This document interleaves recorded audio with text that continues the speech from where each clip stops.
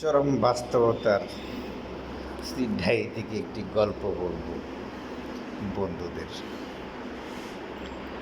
গল্পটা আর কেউ নয়, নায়িকা হইল স্মৃতির ডায়েরি। একদিন দুজন শুয়ে আছি, খুব ভালোভাবে গল্প করতেছি। আল্লাহর সেই কোরআন ধরে শপথ করেছি, কেউ কাউকে ছেড়ে যাব না। আসলে বিয়েটা কি তাই 1 লক্ষ টাকার, 5 লক্ষ টাকার, 1 কোটি টাকার কাবিন নামায় সীমাবদ্ধ, নাকি মনের মধ্যে লুকিয়ে রাখা হৃদয়ের স্পন্দনের ভালোবাসা? স্মৃতির ডায়েরি থেকে প্রশ্ন জাগে যে ইসলামে বলে বিয়ে একটা হালাল জিনিস, ঠিক আছে, দুজন মিলে কবুল বলল আর বিয়ে হয়ে গেল, কত সহজ। আবার দুজনের যে কেউ একজনে বলল তালাক তালাক তালাক, তাই তালাক হয়ে গেল।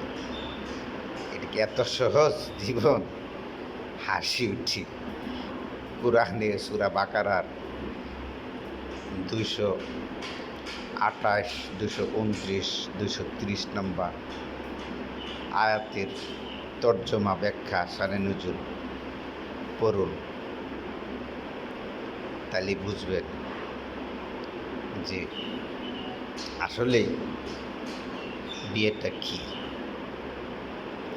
মুখ দিয়ে বললেন, মৌলানারা বলল, আর দুজনের জায়গা সরে গেল, দুজন দুই জায়গায় সরে গেল না।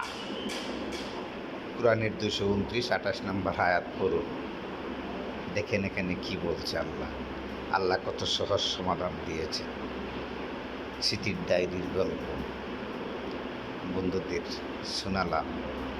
উপলব্ধি করুন সবাই যে বাংলাদেশে প্রায় বর্তমানে হাজারো হাজারো বিচ্ছেদ ঘটছে। আসলে কি বিচ্ছেদ হচ্ছে? আল্লাহর কোরআন ঠিকই সমাধান করুন। যত জ্ঞানী গুণী আছেন, চিন্তাশীলদের জন্য কোরআন। চিন্তা করুন, বিয়েটা একটা পুতুল খেলা নয় যে আজ হোক কাল হোক শেষ হয়ে যাবে। না, আল্লাহ এটা কখনো বলেননি। আল্লাহ সুন্দর সমাধান দিয়েছেন। তাই বলবো সকলকে, আমরা কোরআন পড়ি, কোরআন থেকে বুঝি। কোরআন পড়লে ডিগ্রিও লাগে না, উচ্চশিক্ষিত হতে হয় না। সহজ সরল সুন্দর ভাষায় আল্লাহ বর্ণনা করেছেন। সেটা থেকেই সবাই সব কিছুর সমাধান নেওয়ার চেষ্টা করব সর্বোচ্চ জীবন চলার পর। স্মৃতির ডায়েরি থেকে একটু গল্প বললাম। সবাই সুখী ও সুন্দর হোক সকলের জীবন, সেই প্রত্যাশায়। আল্লাহ হাফিজ। ওকে।